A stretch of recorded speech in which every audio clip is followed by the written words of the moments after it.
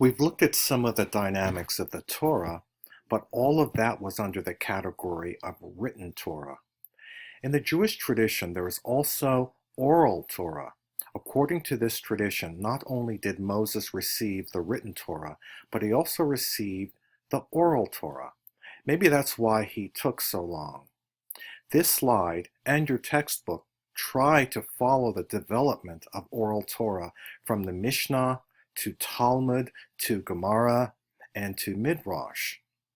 For the last few years, I have told my classes to take one word from this development, that word being Talmud. In the long lives you have ahead of you, this is the term you will most likely hear or come upon if you happen to come across Jewish themes in movies or in other contexts. In general, oral Torah is a large collection of commentaries, questions, opinions, and additional explanations to the revelation that is written Torah. There is a tendency with sacred scripture that no matter how important to a religious tradition, it doesn't address all issues adequately. Your chapter uses an example that a number of introductory world religions textbooks use, that being one of the Ten Commandments. One of the commandments states that you shall remember the Sabbath and keep it holy. Okay, what does that mean?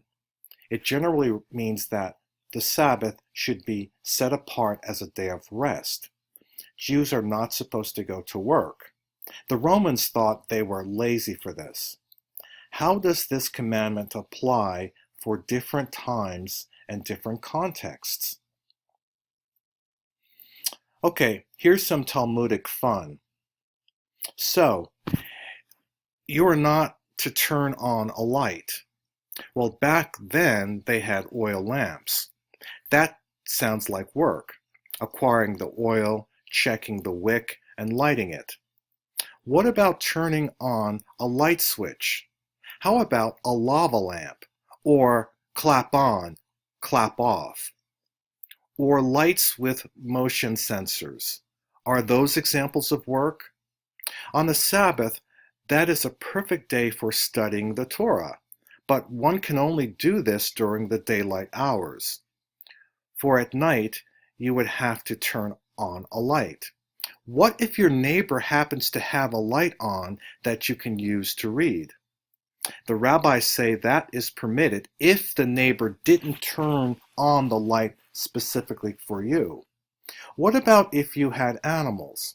Well, on the Sabbath, you are supposed to have prepared meals for yourself and any animals you may have before the Sabbath. What if you forget to put food out for your animals? Can your neighbor put out extra food since you forgot? The rabbis say no. If there happen to be extra food in the feeding trough, then your animals may partake. On the right side of the slide under Talmud, you can see a page. In the enclosed box area is a verse from the written Torah. The remainder of the page are commentary relating to this passage from various rabbis through time, descending and then encircling the Torah verse. This is a literary example of the Jewish style, a way of approaching the written Torah with questioning, commenting, and argument.